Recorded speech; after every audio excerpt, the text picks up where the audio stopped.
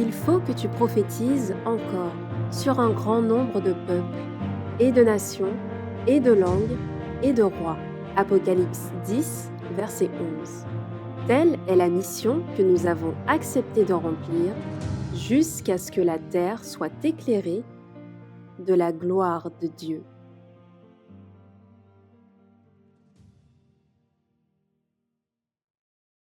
Bonjour à toutes et à tous et un excellent sabbat en Jésus-Christ.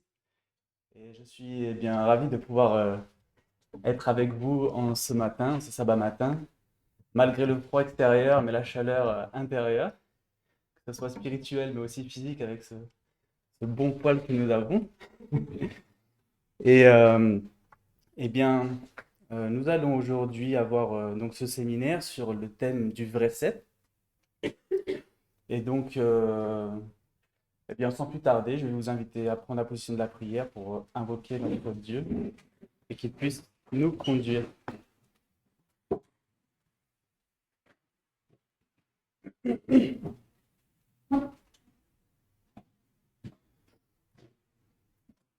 éternel, notre Dieu, nous te remercions de cette journée que tu nous accordes et de la grâce que tu nous fais de nous conserver encore vivants en cette matinée. Merci d'avoir conduit toutes les âmes ici sans problème, afin que nous puissions bien passer un moment fraternel tous ensemble autour de ta parole, autour de ce sujet qui est le vrai cep. Et nous te demandons, Père, ton assistance, que ce soit pour délivrer le message, mais également pour le recevoir dans nos cœurs, afin qu'il puisse porter du fruit à ta gloire. Nous te remercions, Père, et c'est en Jésus que nous t'avons demandé ces grâces et bénédictions. Amen.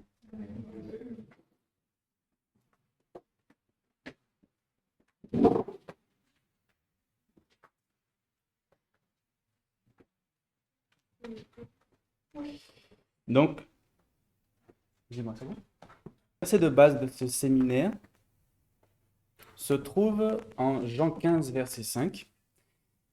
Et Jésus nous dit, « Je suis le cep et vous êtes les sarments. Celui qui demeure en moi et en qui je demeure porte beaucoup de fruits, car hors de moi, vous ne pouvez rien faire. » Jésus parlait souvent en parabole et ce choix n'était pas anodin. Il utilisait des symboles de la vie quotidienne et de la nature, comme la semence, les vignes, les brebis, etc., pour rendre compréhensibles des réalités spirituelles invisibles. Aussi à mémoriser les enseignements. En observant ou en touchant les éléments de la nature mentionnés dans les paraboles, les leçons apprises reviennent plus facilement à notre esprit et peuvent être méditées dans notre vie quotidienne. Ainsi, Jésus transformait le simple en profond et le quotidien en révélateur de vérités célestes.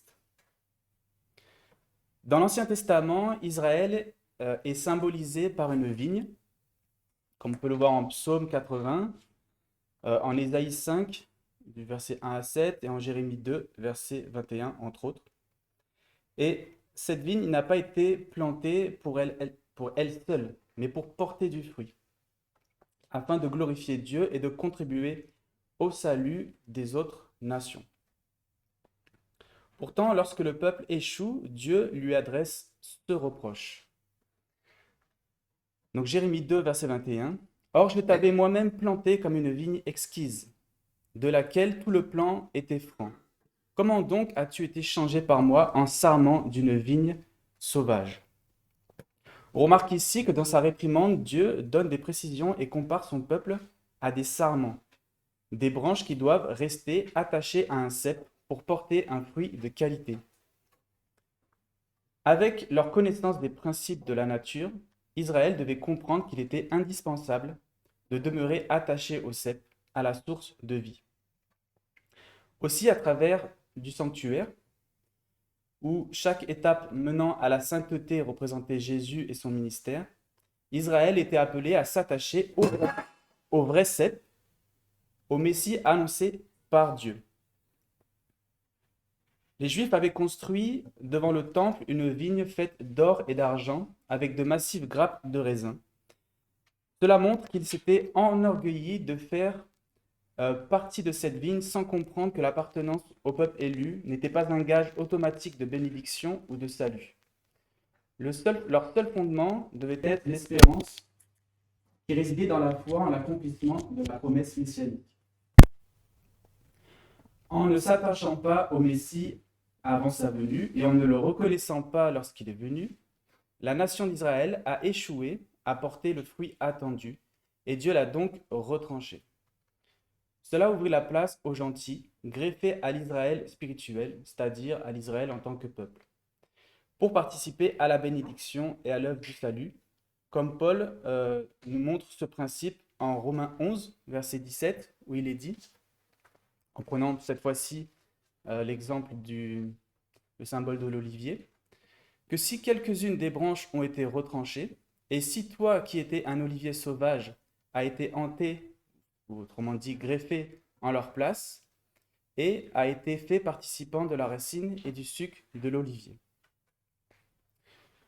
Cependant, les Juifs sincères qui avaient accepté Jésus participaient eux aussi à cette œuvre de greffe auprès des gentils. Mais pour que cette œuvre réussisse, Jésus leur donna une leçon essentielle. Ils devaient rester attachés au cep afin d'être capables d'inviter d'autres à faire de même et de porter le fruit attendu. Dans ce contexte et celui du chapitre 14 de Jean, que Jésus leur donna la parabole du vrai cep au chapitre 15.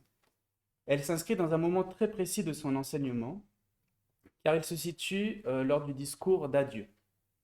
Jésus vient d'annoncer son départ et les disciples sont troublés, inquiets et déstabilisés. Et Jésus leur dit « Que votre cœur ne se trouble point. Je vais vous préparer une place. Et également, je suis le chemin, la vérité et la vie. » Puis il insiste sur une réalité essentielle, la relation entre lui et le Père. On peut voir cela en Jean 14, verset 10, où il nous dit « Ne crois-tu pas que je suis en mon Père et que mon Père est en moi ? Les paroles que je vous dis, je ne les dis pas de moi-même, mais le Père qui demeure en moi est celui qui fait les œuvres que je fais. » Jésus ne parle pas encore ici de cep, mais il utilise un langage qui y fait référence. Il parle du fait de demeurer, de présence intérieure, et se montre en exemple. Il promet aussi quelque chose de fondamental, c'est-à-dire la venue du Consolateur, l'Esprit de vérité, qui sera une présence intérieure qui remplacera sa présence visible. Jésus nous dit justement en Jean 14, verset 23, « Nous viendrons à lui et nous ferons notre demeure chez lui. » Donc le thème de Jean 14 n'est pas l'action, mais il pointe plutôt vers la relation. Et en Jean 6, Jésus appuie ce point en répondant à une interrogation de ses disciples.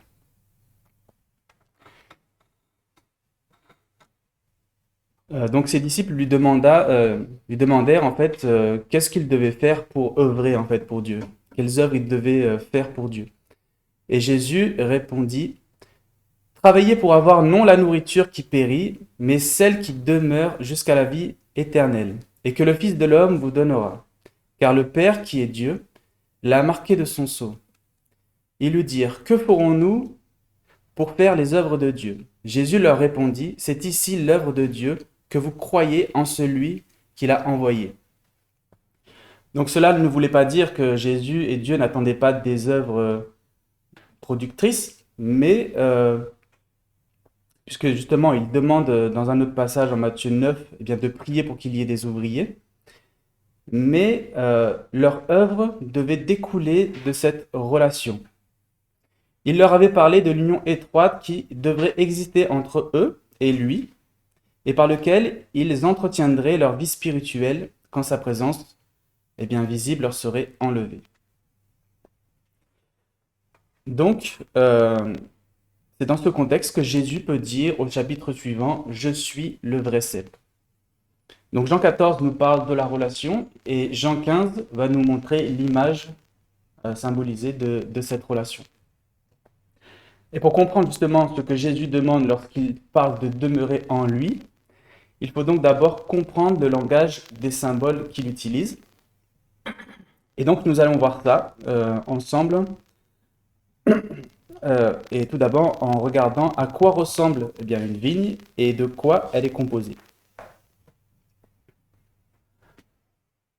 Donc ici, on a un petit schéma d'une vigne. Et en fait, la vigne correspond à l'entièreté de la plante, que ce soit les racines, le tronc, les bras, les sarments, les grappes, les feuilles. Voilà, la vigne, c'est vraiment l'ensemble de la plante. Et ce qu'on appelle le cep, donc cep de vigne ou pied de vigne, c'est la partie qui concerne les racines, le tronc et les bras. Et ça, c'est la partie permanente qu'il y a dans la vigne. Ensuite, nous avons les sarments. Donc les sarments, c'est ce qui pousse sur les bras. Vous voyez, les deux bras, c'est les deux parties qui partent de chaque côté, une à gauche, une à droite. Et les sarments, donc c'est ce qui pousse dessus. Et c'est là où il y a les feuilles et les grappes qui seront produites. Donc voilà un petit schéma de la vigne pour qu'on comprenne plus tard tous ces éléments. Donc au début de la parabole, Jésus commence par poser un cadre fondamental. Il nous dit « Je suis le vrai cep et mon père est le vigneron. Moi je suis le cep et vous êtes les sarments. » Par ces paroles, Jésus révèle clairement les acteurs de la vigne et leurs places respectives. Le propriétaire est l'ouvrier de la vigne, celui qui plante, entretient, taille et fait porter du fruit, c'est Dieu le Père. Jésus, quant à lui, se présente comme le cep, c'est-à-dire le canal vivant par lequel la vie circule jusqu'aux sarments, c'est-à-dire les croyants. Cela est essentiel. Ce n'est pas Jésus qui, par lui-même, fait produire du fruit aux sarments. Le fruit vient de l'action du Père au travers du cep, dans les sarments qui demeurent attachés. Jésus dévoile ici le principe du fonctionnement de la divinité. Le Père est la source et l'initiateur, et Jésus-Christ est le Fils et le médiateur vivant. Et nous sommes les bénéficiaires de cette vie transmise.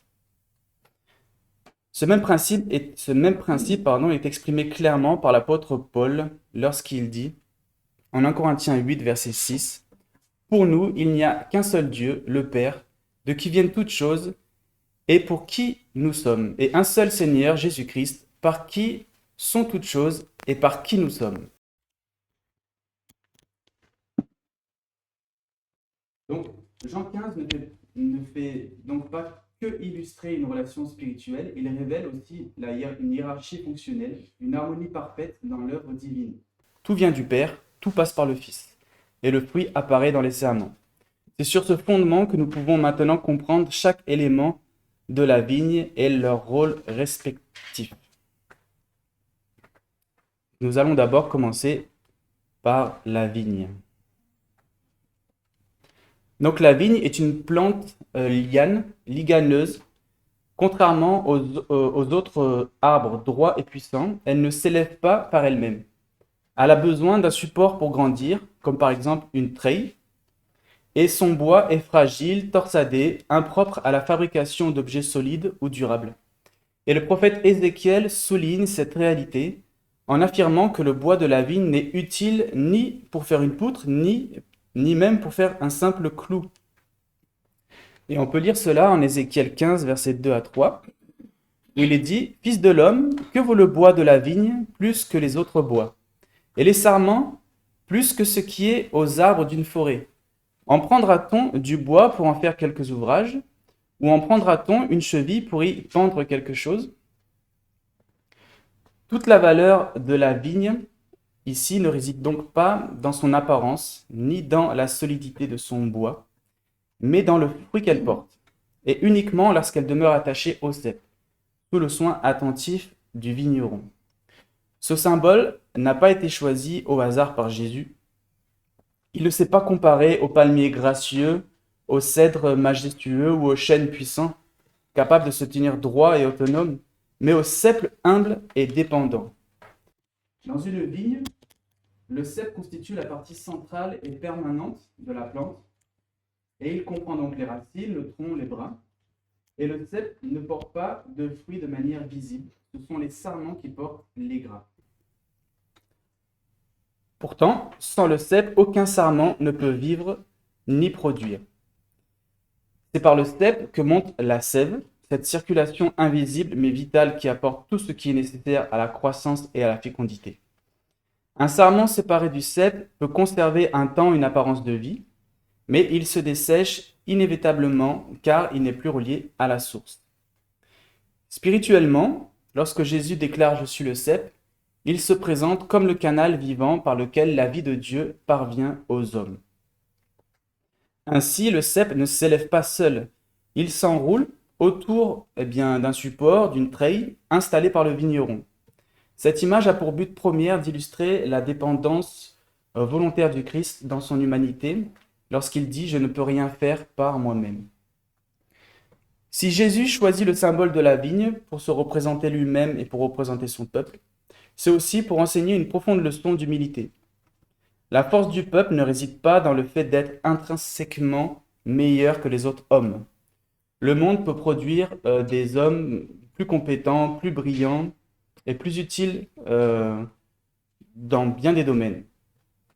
La différence essentielle ne se situe pas là. La vocation de l'homme sur terre est de glorifier Dieu, comme on peut le voir en Proverbe 16, verset 4, où il est dit « Le Seigneur a fait toutes choses pour lui-même ». Et donc Dieu attend de nous des œuvres qui le glorifient. Ainsi, la véritable valeur du peuple de Dieu ne se mesure ni à la puissance, ni à la position sociale, ni à l'apparence, mais aux fruits qu'il produit en demeurant attaché au cep. Par ces fruits, c'est la vie même de Dieu et sa nature qui deviennent visibles dans le monde. Considérons maintenant la vigne sauvage. Donc, il est important pour nous de comprendre d'où nous venons. La Bible utilise l'image de la vigne pour décrire la vie spirituelle. Et Jésus a dit donc « Je suis le vrai cep ». Et cela implique donc qu'il y ait de faux ceps. Toutes les vignes ne sont pas bonnes dans le sens où elles ne seront pas toutes capables de produire de bons fruits. Le vrai cep représente la bonne vigne, celle qui est cultivée, celle qui est plantée par le vigneron, qui en prend soin, dans un espace dédié et avec une terre travaillée pour la culture. On peut le voir en Ésaïe 5, versets 1 et 2, où il est dit « Je chanterai maintenant, pour celui que j'aime, le cantique de mon bien-aimé sur sa vigne. Celui que j'aime avait une vigne sur un coteau, dans un lieu gras, et il l'environna d'une haie. Et il en ôta les pierres, et il la planta de cep exquis. Il bâtit aussi une tour au milieu d'elle, et il y tailla une cuve. » Les faux sarments, ou les faux ceps, eux, représentent les vignes sauvages. Et on peut voir ce principe en Jérémie 2, verset 21, que nous avons lu d'ailleurs tout à l'heure. Donc, il dit « Je t'avais moi-même planté comme une vigne exquise, de laquelle tout le plan était franc. Comment donc as-tu été changé par moi en sarment d'une vigne sauvage ?» Alors, le terme exact dans ce passage, c'est « étrangère », mais on comprend qu'elle est étrangère justement à la plantation. Donc, c'est pour ça qu'elle est considérée comme sauvage. Donc, une vigne sauvage est une plante qui pousse sans culture, sans soin, souvent stérile ou peu productive. Et ces caractéristiques sont très parlantes pour comprendre l'homme naturel. Donc voilà un peu un exemple d'une vigne qui pousse de manière sauvage. On voit déjà qu'elle n'a pas la même forme que ce qu'on voit dans les vignobles. Donc c'est une vigne qui pousse seule, souvent en forêt, sur des talus ou dans des terrains abandonnés. Et spirituellement, cela représente l'homme qui grandit sans véritable guide moral ou spirituel, abandonné à l'influence du monde, dans des conditions difficiles ou peu propices à une bonne croissance intérieure. Et on peut voir cela en Psaume 14, du verset 1 à 3, ou en Romains 3, verset 23. Elle peut avoir une croissance vigoureuse et parfois même envahissante. Cela correspond à l'homme qui développe des talents, des compétences, mais souvent sans la direction divine. La croissance existe, mais elle n'est pas ordonnée. Et on peut voir ce principe en Proverbe 16, verset 25. Il y a aussi son feuillage qui peut être très abondant, mais souvent plus luxuriant que productif. Et cela correspond spirituellement au fait de, on peut paraître actif, on peut paraître occupé, même moralement impressionnant pour les gens qui nous côtoient, mais sans forcément produire un fruit spirituel véritable et durable. Donc cela reste une apparence en fait. Une apparence. Également, la vigne sauvage produit des raisins, mais qui sont petits, acides ou peu nombreux. On le voit par exemple sur cette photo, on voit que c'est une grappe qui ne donne pas forcément envie comparé à des grappes qu'on peut voir lorsqu'on achète notre raisin dans les grandes surfaces. Et donc ces fruits eh bien, représentent les actions des hommes naturels. Et on voit que justement, en fait, les hommes, même sans Dieu, peuvent produire quand même des fruits, mais ces fruits sont faibles, imparfaits et manquant de douceur. Cela ne glorifie pas pleinement Dieu. Et même si l'homme produit quelque chose, ce n'est pas le fruit durable que Jésus attend. Il faut voir ce principe en Ésaïe 5, verset 2, Matthieu 7, versets 16 et 17, et Ésaïe 64, verset 6. Et enfin, la vigne sauvage eh bien, a une vie autonome, non orientée vers le fruit utilisable. Elle n'est pas justement cultivée, en fait. Et cela correspond eh bien, à l'homme qui vit selon ses propres choix, sa propre nature. Il peut être fort, actif et productif dans le monde, mais sa vie n'est pas centrée sur Dieu. Spirituellement, il est incapable de porter le fruit qui honore le Père tant qu'il reste attaché à cette vigne sauvage. Et on peut voir ce principe en Ésaïe 53, verset 6, Romains 8, verset 5 et Proverbe 14, verset 12. Donc spirituellement, la vigne sauvage représente l'homme dans son état naturel, c'est-à-dire une personne séparée de Dieu, qui vit selon sa propre nature et qui, par elle-même, est incapable de porter le vrai fruit. Voyons maintenant la greffe qu'on a un peu tout à l'heure abordée avec l'image de l'olivier. Donc Dieu veut nous couper. Dieu veut nous couper de cette vigne sauvage, de cette nature humaine que nous avons, et nous greffer sur le vrai cep. Jésus-Christ, donc ce vrai cep qui est Jésus-Christ, afin que nous recevions la vie et puissions porter du fruit. Par cette greffe, nous ne dépendons plus de notre nature stérile, mais de la sève et de la vie du cep. Cette image n'est pas une reproduction exacte de la technique agricole, puisque dans la vraie vie, en fait, on greffe des bons sarments. On prend des bons sarments qui ont été sélectionnés pour la qualité de leur raisin, pour venir le fixer sur un cep. Mais spirituellement, ici, le symbole est inversé, puisque ce n'est pas la qualité du sarment qui compte, mais plutôt la qualité du cep sur laquelle les sarments viennent s'attacher. Et donc, une greffe suppose avant toute chose eh bien, une coupe. Avant même de parler d'union avec le Christ, il faut accepter une séparation. Tous les greffons viennent d'une même vigne, donc la vigne sauvage. C'est notre origine à tous. Et lorsque quelqu'un entend l'évangile et vient à Jésus, la première chose que Dieu fait n'est pas d'ajouter quelque chose à sa vie, mais de le couper de son ancienne source. Et on l'a vu tout à l'heure, toujours avec le verset de Jérémie 2, verset 21, où on voit ici l'idée d'un changement de source et d'un déplacement profond, c'est-à-dire de la vigne étrangère à la vigne excellente, le vrai cep. La greffe représente à la fois la conversion, la nouvelle naissance, mais aussi l'entrée visible dans l'Église. Cependant, ces réalités ne se confondent pas toujours. On peut s'approcher du cep, entendre la parole, participer à la vie religieuse, adopter un langage chrétien, sans qu'il y ait encore une véritable union intérieure. Dans ce cas, la greffe reste extérieure. Le greffon est en contact avec le cep, mais ne fusionne pas, mais la fusion ne se fait pas. Jésus lui-même avertit que l'on peut être proche de lui sans être réellement uni à lui. En effet, il nous dit en Matthieu 7, verset 21, « Ce n'est pas quiconque me dit Seigneur, Seigneur, qui entrera dans le royaume des cieux. Donc là où la greffe ne s'attache pas réellement, la sève ne peut donc pas circuler. À l'inverse, lorsqu'il y a une véritable conversion, la greffe devient réelle et vivante. La nouvelle naissance correspond à cette union progressive mais profonde où le greffon de la vigne sauvage s'attache fibre après fibre au cep. La greffe spirituelle n'est donc ni une simple adhésion intellectuelle, ni une émotion passagère, c'est un changement de nature, comme Paul nous le dit. Il nous dit « Dépouillez-vous du vieil homme et revêtez l'homme nouveau » en Éphésiens 4, versets 22 et 24, à 24. Et Pierre ajoute que nous devenons participants de la nature divine en 2 Pierre 1, verset 4. Cela signifie une chose très claire, nous ne pouvons pas rester ce que nous étions. La conversion n'est pas Jésus ajouté à notre vie, c'est notre vie désormais attachée à Jésus. C'est ici que beaucoup se trompent et on pense parfois que Jésus va venir se greffer sur nous, s'adapter à notre caractère, à notre histoire, à notre volonté.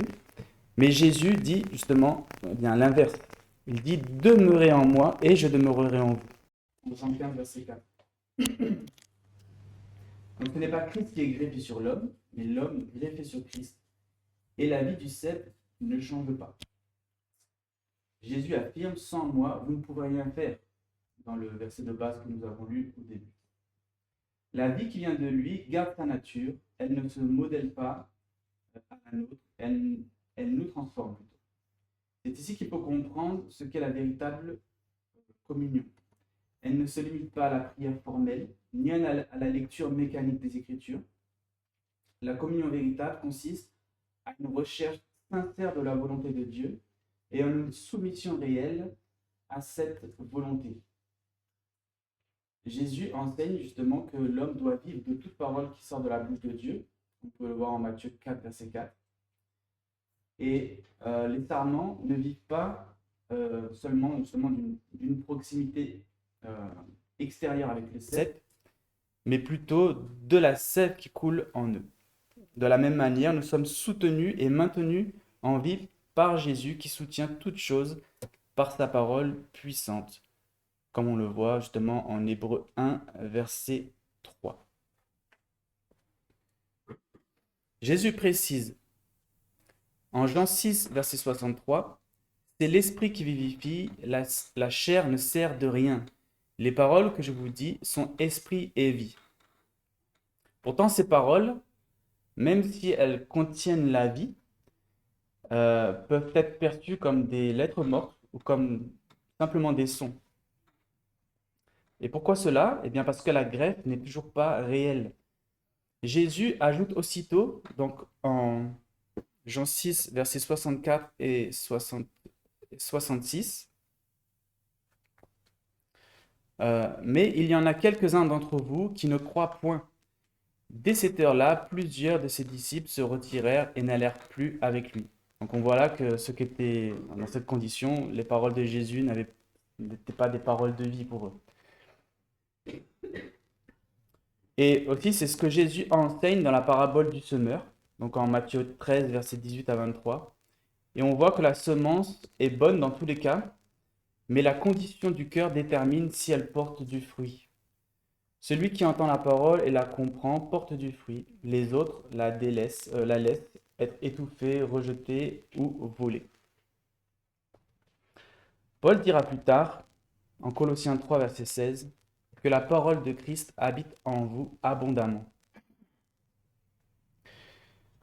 Et c'est par la foi, justement, que nous nous approprions ces paroles par la grâce de Dieu.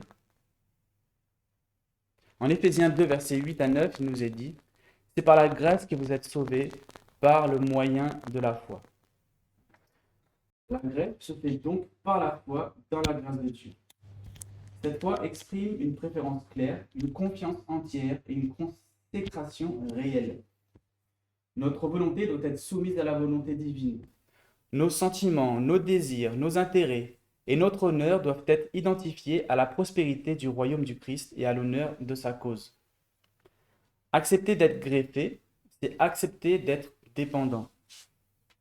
C'est reconnaître que notre vie ne peut se suffire à elle-même. La parole nous dit que Dieu résiste aux orgueilleux, mais qu'il fait grâce aux humbles. Jacques 4, verset 6. L'humilité et la foi permettront donc à la grève de prendre, mais l'orgueil et l'incrédulité, eh bien, empêchera en fait cette grève.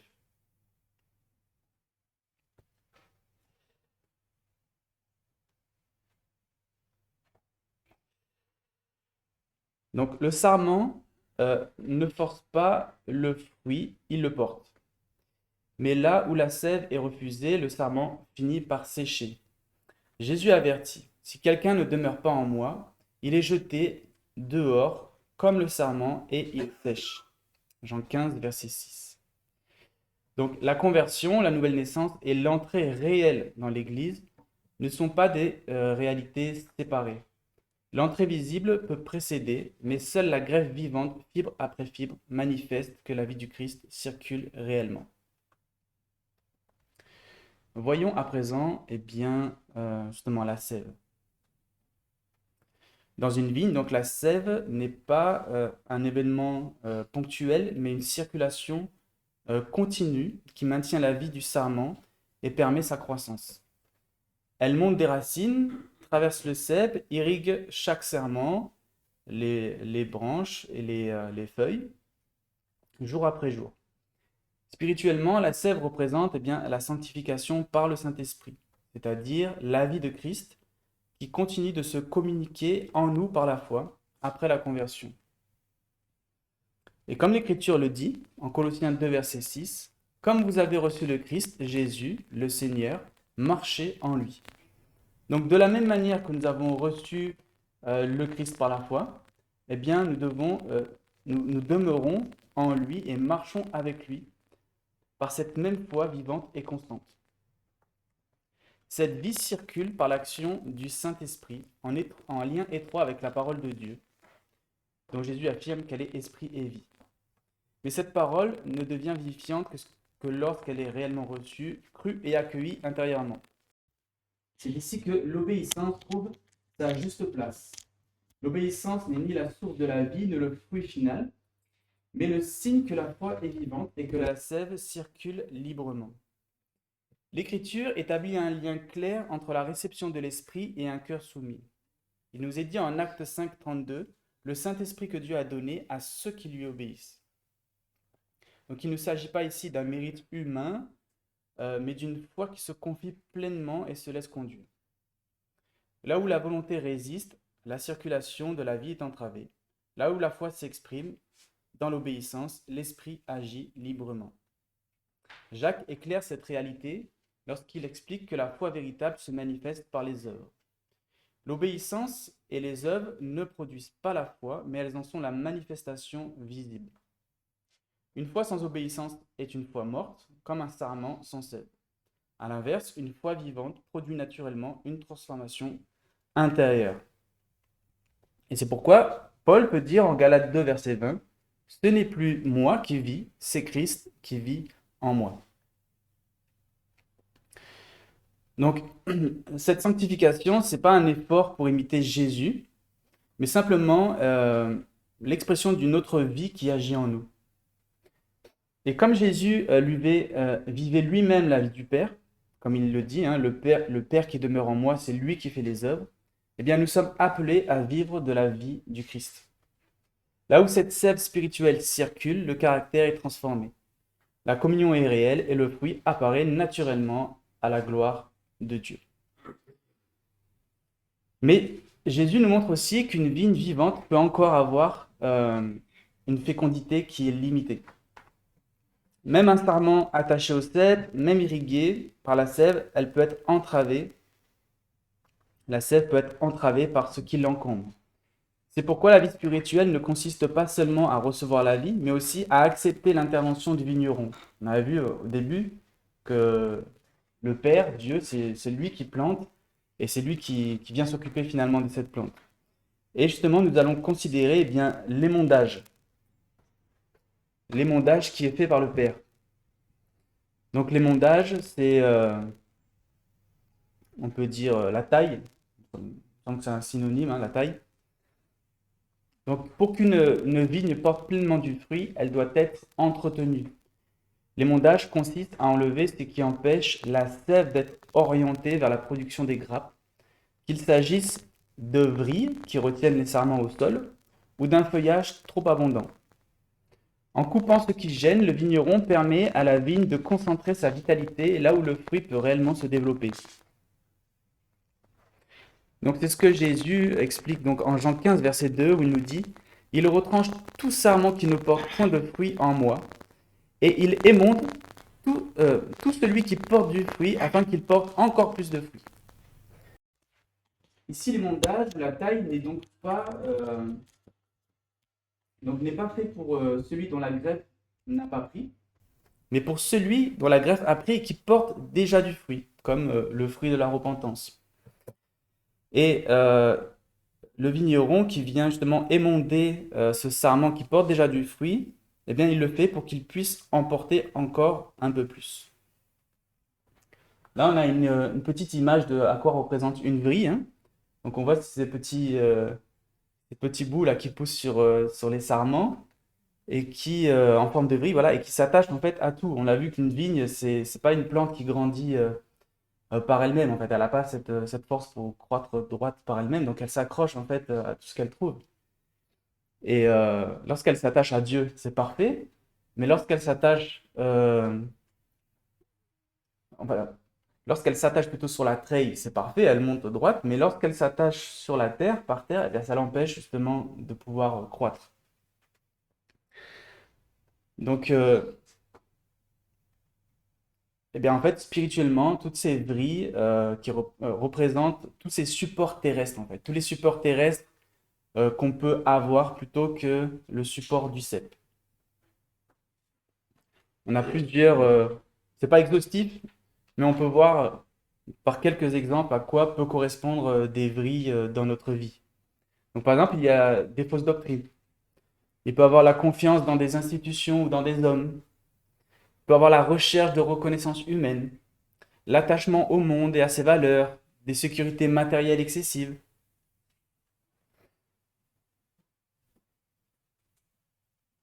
Et en fait, c'est tout cela que Dieu va venir couper, en fait. Donc, dans les fausses doctrines, pardon, ces doctrines, parfois, peuvent sembler rassurantes, spirituelles, mais elles déplacent la dépendance du Christ vers autre chose, même subtilement. Et on peut le voir en Éphésiens 4, verset 14. On a plusieurs exemples, je vais vous en donner seulement 3. Et vous verrez qu'il n'y a pas de hasard sur les doctrines que j'ai choisies. Donc il y a la doctrine de la Trinité, issue de l'Église catholique romaine, qui détourne justement la compréhension biblique de la personnalité de Dieu, donc du Père, et de Jésus, son Fils. Cette doctrine, elle nie la filiation réelle et distincte, elle obscurcit la dépendance du Fils envers le Père, ainsi que l'amour vivant qui caractérise leur relation. Ce faisant, elle altère le modèle même de la vie qui circule du Père par le Fils. Dès lors, la parabole du vrai cep devient difficile à comprendre dans sa portée réelle, car la relation de source, de médiation et de dépendance qu'elle illustre est brouillée. Le croyant se trouve ainsi détourné d'une compréhension simple et biblique de la source de la vie. Autre exemple, on peut avoir de mauvaises compréhensions concernant l'homme de péché, ou le fait de ne pas discerner le système de Babylone dans son ensemble, pouvant nous détourner d'une compréhension claire de la vérité.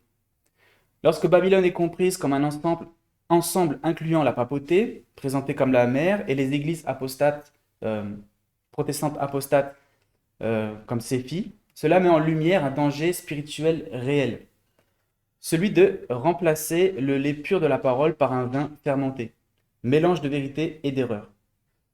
Dans ce cas, la sève ne nourrit plus correctement et la croissance spirituelle s'en trouve altérée. Dernier exemple pour les doctrines, il peut avoir aussi une mauvaise compréhension du symbolisme du sanctuaire, qui révèle justement le plan du salut et empêche d'exercer une foi adaptée à notre temps et freine la croissance spirituelle. Lorsqu'on ne discerne plus le ministère vivant de Christ, la foi se réduit à une notion théorique Et l'on en vient, par exemple, à enseigner un salut par la grâce détachée de l'obéissance. De nombreuses doctrines aussi fonctionnent ainsi. Elles déplacent subtilement la dépendance du croyant de la source de la vie vers une compréhension incomplète de l'œuvre de Dieu. Incomplète et fausse. Donc, il peut aussi avoir, donc, comme bris, la confiance dans les institutions ou les hommes. Et cela se manifeste en s'appuyant justement davantage sur des structures, sur un leader, sur une organisation, euh, plutôt que sur une direction vivante du Christ lui-même. Comme le souligne Jérémie, Jérémie 17, verset 5, « Maudit soit l'homme qui se confie dans l'homme ». Donc l'Église, son organisation et ses dirigeants ont un rôle réel et nécessaire dans l'édification du corps de Christ et pour la croissance vers la stature parfaite, mais ils ne sont jamais la source de la vie. Le danger apparaît lorsque ce qui est destiné à servir devient un appui et que la confiance se déplace du sceptre vers des moyens humains. Il est donc essentiel de garder clairement à l'esprit à qui nous sommes attachés et en qui nous plaçons notre dépendance. Donc parmi ces bris, on a vu aussi qu'il peut y avoir les recherches de reconnaissance humaine. Donc on peut vouloir vivre ou servir pour être vu, approuvé des autres, reconnu, au lieu de demeurer dans le regard et l'approbation de Dieu. Il peut y avoir aussi des attachements au monde, conserver des priorités, des ambitions, ou des compromis qui orientent le cœur ailleurs que vers le royaume de Dieu. Ça peut aussi, on peut incorporer ça aussi, tous les plaisirs en fait, qui ne viennent pas glorifier Dieu, qui nous écartent, qui nous emmènent pas là où Dieu est.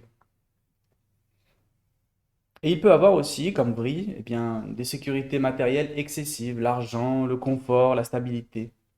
Donc ça représente le fait de fonder sa paix, sa confiance sur des ressources, sur le confort, la stabilité, plutôt que sur la fidélité et la providence de Dieu.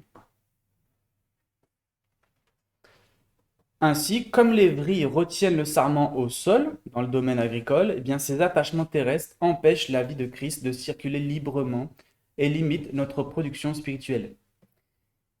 Il y a également le feuillage, trop abondant, qui peut donner l'illusion d'une grande vitalité, alors qu'il étouffe en réalité la production du fruit.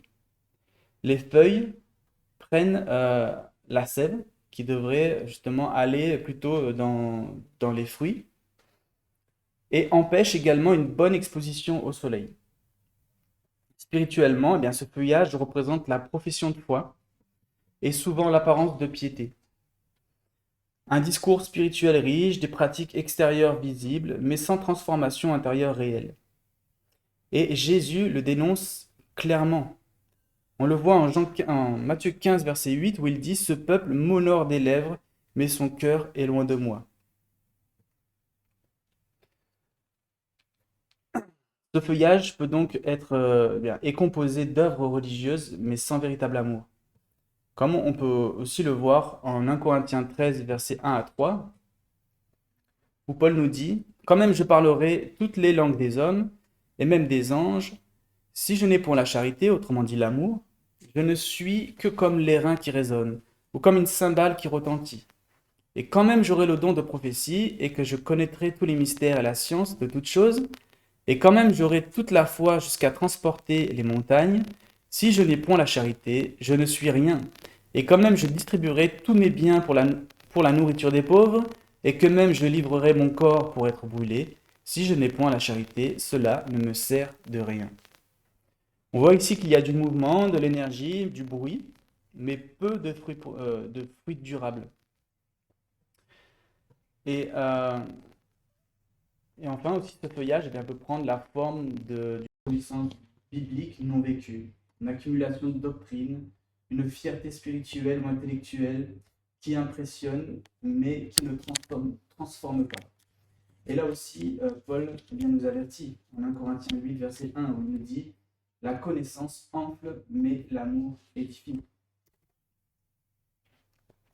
Donc ce feuillage intellectuel devient alors si dense qu'il fait de l'ombre au cœur, empêchant la vie de recevoir pleinement la lumière qui symbolise aussi le soleil de justice, comme on peut le voir en Malachie 4, verset 2.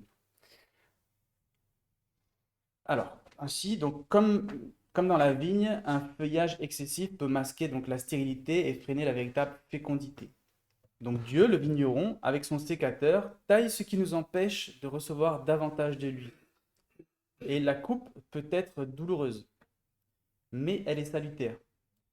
Et quand Dieu agit ainsi, ce n'est pas pour nous rejeter ni pour nous blesser, mais plutôt pour nous purifier afin que nous puissions bien porter davantage de fruits dans notre vie.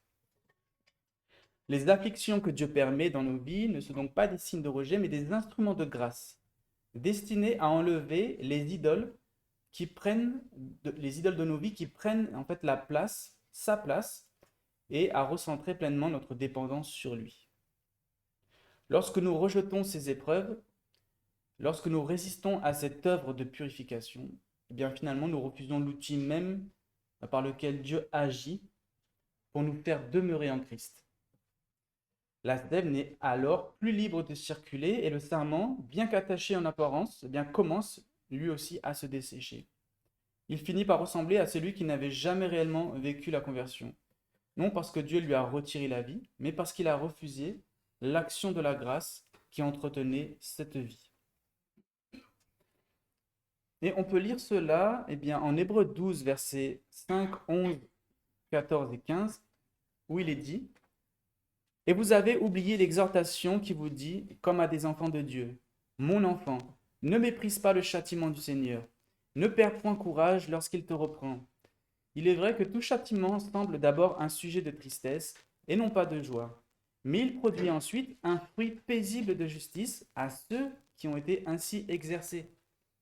Recherchez la paix avec tout le monde et la sanctification sans laquelle personne ne verra le Seigneur. Prenons garde que personne ne se prive de la grâce de Dieu et que quelques racines d'amertume poussant en haut ne vous troublent et que plusieurs n'en soient infectés. »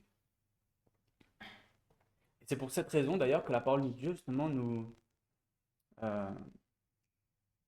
appelle justement à accueillir la discipline du Seigneur dans la joie et avec confiance.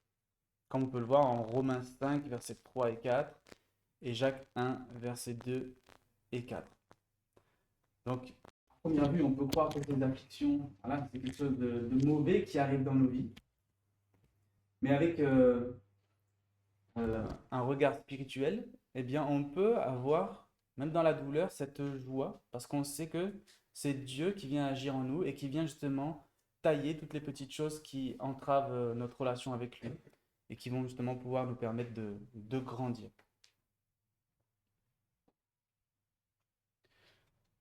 Et donc, pour finir l'exemple de la vigne, nous allons parler du fruit. Donc, dans une vigne, le fruit est l'aboutissement naturel de toute la vie de la plante. Il ne résulte ni d'un effort du sarment, ni d'une volonté propre, mais révèle simplement la source de vie dont il est dépendant. Le fruit manifeste ce que la vigne est réellement. Il en va de même dans la vie spirituelle. Le fruit ne se fabrique pas. Il révèle la nature de la vie qui nous anime. Lorsqu'un homme demeure attaché à sa propre nature, l'Écriture le compare à une vigne sauvage. Le fruit qui apparaît correspond à cette source. L'apôtre Paul appelle cela les œuvres de la chair. Comme pour le voir en Galates 21 ou 20, j'ai pas mis. 25, 22, 23, non? Ça, c'est pour les fruits de l'esprit. Ah, c'est Donc, c'est avant. Donc, Ouais. Donc, il appelle cela les œuvres de la chair. Immoralité, inimitié, jalousie, emportement, division, convoitise, désordre. Et ces œuvres ne sont pas accidentelles. Elles expriment simplement une vie qui tire sa force d'elle-même. En revanche, lorsque le sarment est greffé sur le vrai cep et qu'il demeure en lui par la foi, le fruit change de nature. Paul ne parle plus alors d'œuvre, mais du fruit de l'esprit, que l'on peut voir en Galates 5, versets 22 et 23. Mais le fruit de l'esprit, c'est l'amour, la joie, la paix, la patience, la bonté, la bienveillance, la fidélité, la douceur, la tempérance, et la loi n'est pas contre ces choses. Ainsi, le fruit ne sert pas à prouver quelque chose aux autres, mais à révéler la source de vie à laquelle nous sommes attachés. Là où Christ vit en nous, son caractère se manifeste. Là où l'homme demeure livré à lui-même, c'est sa propre nature qui s'exprime. Le fruit est donc un témoignage silencieux mais incontestable de ce à quoi nous demeurons réellement unis. Alors on va revenir sur quelque chose que j'ai abordé au tout début, où justement à ses disciples, Jésus se montre en exemple. Il va nous dire de demeurer en lui, mais avant, il dit en fait qu'il lui-même demeure dans le Père.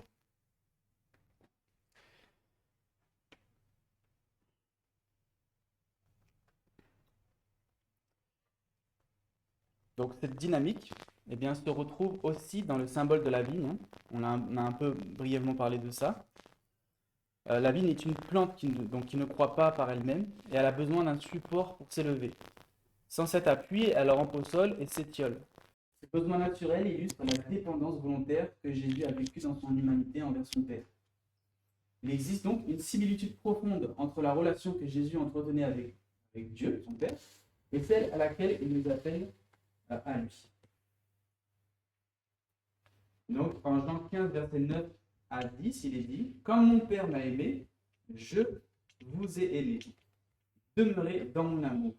Si vous gardez mes commandements, vous demeurez dans mon amour, comme j'ai gardé les commandements de mon Père, et je demeure dans son amour. » Donc, Jésus n'a rien exigé de nous qu'il n'ait lui-même vécu.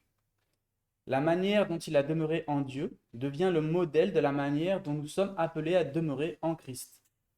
Et cette demeure ne repose pas sur une performance humaine, mais sur les preuves d'amour, les grâces reçues qui nourrissent une foi vivante et rendent la communion possible. Lorsque l'on observe la relation entre le Père et le Fils, on découvre d'abord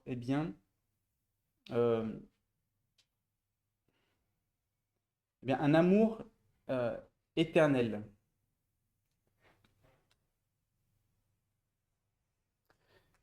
Jésus sait qu'il est aimé du Père avant même la fondation du monde, comme on peut le voir en Jean 17, 24, où il est dit « Parce que tu m'as aimé avant la fondation du monde ». De la même manière, l'homme est appelé justement à demeurer dans la certitude d'un amour ancien et inconditionnel, comme on peut le voir en Jérémie 31, verset 3, où il dit « Je t'aime d'un amour éternel ». Donc le fait de demeurer commence toujours par un amour reçu, jamais par un effort. Cette relation donc, entre Dieu et Jésus est aussi marquée par une confiance profonde et une participation à l'œuvre. Jésus dit en Jean 3, verset 35, « Le Père a tout remis entre les mains du Fils ».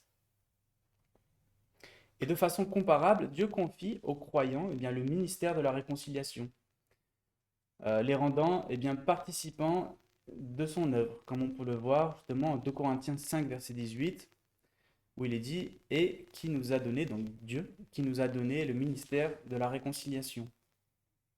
Donc demeurer en Christ, ce n'est pas être passif, mais être jugé digne de confiance. Il y a également une dimension d'honneur et de gloire donnée. Jésus reçoit la gloire du Père et agit pour le glorifier en retour, et affirme que cette gloire est aussi donnée à ceux qui lui appartiennent. Et on le voit en Jean 17, verset 22. « Je leur ai fait part de la gloire que tu m'as donnée, afin qu'ils soient un, comme nous sommes un. » Le fait de demeurer n'abaisse pas, mais elle élève dans la juste relation. La relation entre le Père et le Fils est aussi marquée par une transparence totale. Jésus ne fait rien de lui-même et agit dans une parfaite communion avec le Père. Il nous dit, en Jean 5, verset 20, « Car le Père aime le Fils et lui montre tout ce qu'il fait. » Donc il y a une véritable transparence. Et de même, Jésus ne nous appelle plus serviteurs mais amis, car il nous fait connaître ce qu'il reçoit du Père, comme on peut le voir en Jean 15, 15. Donc demeurer, le fait de demeurer s'installe dans une relation où il n'y a pas de dissimulation. Cette communion aussi inclut un partage réel. Jésus nous dit justement en Jean 16, verset 15, tout ce que mon Père a est à moi. Et il éteint ce principe à ceux qui sont en lui, avec l'exemple de la parabole du Fils prodigue, où il est dit, tout ce qui est à moi est à toi. Donc là, c'est en parlant du frère qui n'était pas parti. Il lui explique que tu n'as pas à être en colère ou vexé, puisque en fait, tout ce qui est à moi, c'est déjà à toi, en fait. Donc la vie en Christ n'est pas une vie de manque, mais de participation. Et enfin, la relation, on voit que la relation est soutenue par un secours constant. Jésus, dans son humanité, a été fortifié par les anges dans les moments d'épreuve, comme on peut le voir en Luc 22, 43, où il est dit, et un ange lui apparut du ciel pour le fortifier. On voit aussi d'autres exemples en Matthieu 4, verset 11.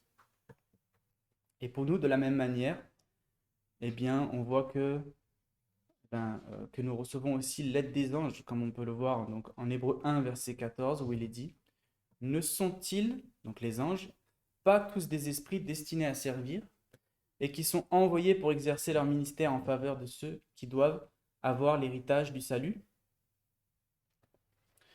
Donc il promet sa protection à ceux qui se confient aussi en lui. On peut le voir aussi dans le psaume 34. Donc là, le fait de demeurer n'est pas une solitude bien spirituelle, mais une vie soutenue. Ainsi, ce que Jésus a vécu dans sa relation avec le Père devient la mesure de ce que nous sommes appelés à vivre avec lui. Les mêmes grâces qui lui ont permis de demeurer en Dieu nous sont accordées, afin que notre foi reste vivante et que nous demeurions véritablement en Christ. Et voyons les fruits qui ont résulté en fait de cette communion.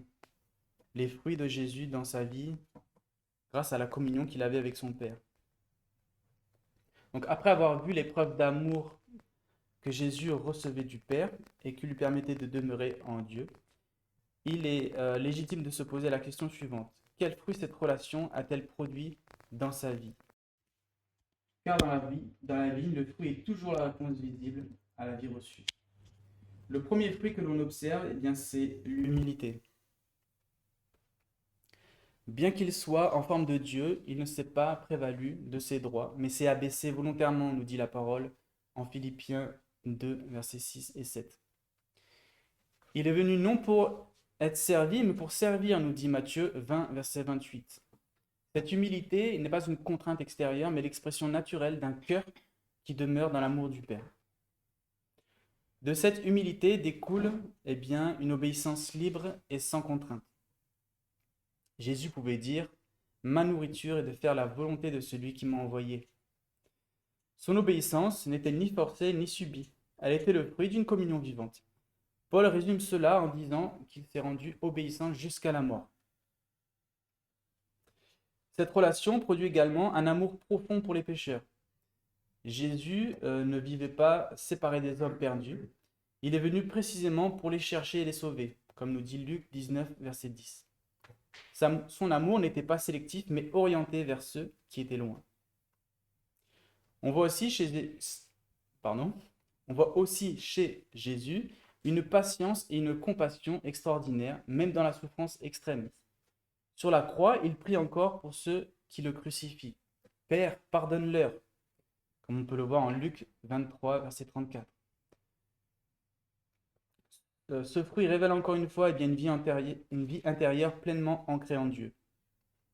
Et enfin, l'amour reçu du Père conduit Jésus à un don total de lui-même et à une fidélité jusqu'à la mort. Cette fidélité est l'aboutissement logique de son abaissement et de son obéissance. Et c'est ici que le lien avec notre propre vie devient évident. Si nous sommes attachés à Jésus, si sa vie circule réellement en nous, les mêmes fruits doivent apparaître, non par imitation extérieure, mais par participation à sa vie. Ainsi, l'humilité que nous sommes appelés à manifester n'est pas une exigence, mais le fruit de Christ vivant en nous. De même, notre obéissance au commandement devient la réponse naturelle à son amour. L'amour pour nos ennemis et pour ceux qui nous font du mal bien, prolonge l'amour de Jésus que Jésus a manifesté pour les pécheurs. La patience, la douceur et le pardon auxquels nous sommes exhortés reflètent la compassion même du Christ. Enfin, la fidélité jusqu'au bout, même dans l'épreuve, n'est possible que parce que nous participons à la fidélité de celui qui a donné sa vie. Ainsi, les fruits que Dieu attend de nous ne sont rien d'autre que la vie de Jésus reproduite en nous. Le sarment ne crée pas de fruits différents de celui du cep auquel il est attaché. Donc, nous allons pouvoir bien entamer la conclusion de notre message. Donc, nous avons vu bien, tout au long de cette étude que le but de la vie n'est pas simplement d'exister, ni même de pratiquer une religion, mais de rendre gloire à Dieu, c'est-à-dire de manifester son caractère au monde. C'est pour cela que Jésus parle du fruit. Là où qu'un fruit n'apparaît, le serment est retranché. Ce retranchement n'est ni arbitraire ni punitif, il est le respect juste du choix, du serment, quant au cep auquel il a voulu demeurer attaché, soit le vrai cep, soit la vigne sauvage. La dépendance ou l'indépendance à la vie. Juste avant son retour, Jésus adresse à l'humanité un triple message solennel et urgent. Le premier message nous dit, en Apocalypse 14, verset 7, « Craignez Dieu et lui donnez gloire, car l'heure de son jugement est venue. Adorez celui qui a fait le ciel, la terre, la mer et les sources d'eau. » Ce message fait directement écho justement à la parabole du vrai cep. Le jugement révèle ce qui est déjà là, la source de vie à laquelle chacun a choisi de s'attacher. Les questions que ce message soulève sont profondes et personnelles. Sommes-nous encore attachés à la vigne sauvage, à la vie du monde? Avons-nous refusé la greffe? Avons-nous été greffés mais sans demeurer? Laissons-nous réellement Dieu nous émonder pour que sa sève circule chaque jour? Et cela, ce sont des questions que nous devons voir pour nous-mêmes et pouvoir voir dans quelle catégorie en fait on se trouve. Les fruits de la vie de Christ apparaissent-ils dans notre caractère? L'Écriture nous invite justement à nous examiner nous-mêmes pour savoir si nous sommes dans la foi. Cet examen n'est pas destiné à nous décourager, mais à nous réveiller. Et la bonne nouvelle, c'est qu'il n'est pas trop tard. Tant que nous discernons notre besoin, nous pouvons encore venir nous attacher au vrai cep et demeurer en lui. Si notre choix est d'appartenir à Christ, recherchons chaque jour la grâce divine qui seule permet de rester attaché à lui. Mais n'oublions pas une chose, c'est que la grâce de Dieu émonde aussi le sarment. Et cela, on l'a vu, peut être douloureux, et douloureux même. Donc, nous ne nous braquons pas lorsque nous sommes repris ou lorsque nous sommes appelés à suivre la vérité, même si cela peut provoquer un malaise immédiat chez nous. Rappelons-nous que nous pouvons tous être concernés par les paroles de Jésus en Luc 6, verset 46, où il dit « Pourquoi m'appelez-vous Seigneur, Seigneur, et ne faites pas ce que je dis ?» Donc, restons humbles, corrigeables et enseignables. Le message des 3 anges a précisé ce rôle, en fait. Dieu nous appelle à abandonner tout ce qui ne vient pas de lui, tout ce qui n'est pas biblique, tout ce qui ne transmet pas son esprit de vie. Le message du 2e ange nous avertit contre les systèmes religieux qui professent le nom de Christ sans manifester la véritable foi de Jésus et qui, par leur doctrine et leurs fruits sauvages, déforment le caractère de Dieu et l'exemple qu'il nous a laissé. Dieu nous appelle, si nous l'aimons, à sortir de Babylone, qui est la papauté, et le protestantisme apostat. Cette vigne sauvage de confusion spirituelle qui refuse le message du premier ange et qui refuse d'être attaché au vrai cep. Et enfin, le message du 3e ange rendra visible le choix que chacun aura fait. Soit suivre la bête et son image, donc les institutions humaines, c'est vrai qu'on a vu tout à l'heure, qui conduisent aux œuvres charnelles, ou suivre Jésus, dont la vie produit le fruit de l'esprit. C'est ici, dit l'Écriture, la persévérance des saints, ceux qui gardent les commandements de Dieu et la foi de Jésus. Seuls ceux qui auront choisi de garder la parole de vie de Christ et laisser cette parole demeurer en eux manifesteront leur amour dans l'observation de tous les commandements de Dieu. Amen. eh bien, c'est ma prière pour chacun, que nous puissions eh bien, nous rendre compte de notre situation, de notre relation que nous avons avec Jésus. On voit ces messages eh bien, qui nous avertissent d'un jugement, qui nous invitent justement à venir à lui, à nous attacher à lui pour être transformés. Et donc, eh bien, que notre cœur puisse répondre à cet appel et que nous puissions être sincères dans notre démarche, persévérants. Et voilà, que Dieu nous aide eh bien, à nous attacher à lui en nous manifestant eh bien, son amour envers nous chaque jour qu'il fait. On prie. Eh bien, je vous remercie pour votre écoute et je vous invite à prendre la position qui se doit justement pour clôturer notre moment par la prière.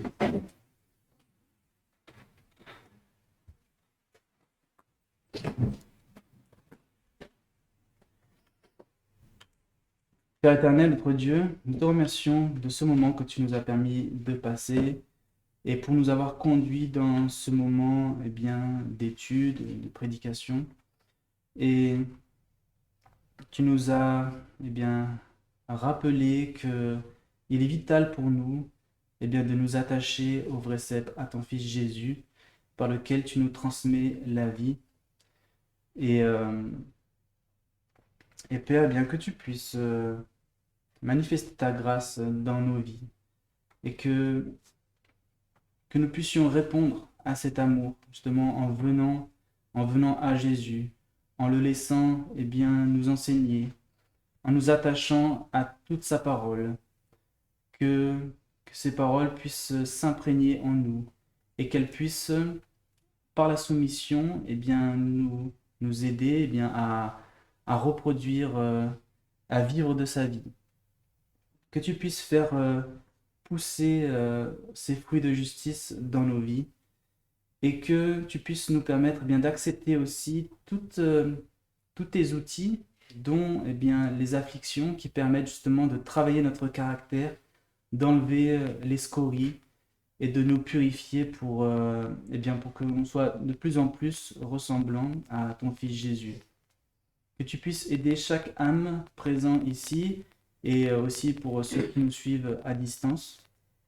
Que tu puisses nous bénir. Et c'est en Jésus, Père, que nous t'avons demandé toutes ces grâces et bénédictions. Amen. Merci d'avoir écouté cette présentation. Si vous souhaitez prendre part à la mission que Jésus-Christ confia à notre Église, contactez-nous via les coordonnées présentes sur la page à propos de notre chaîne YouTube à ASJH 1889 france@gmail.com ou via notre page Facebook @ASJH 1889 de France.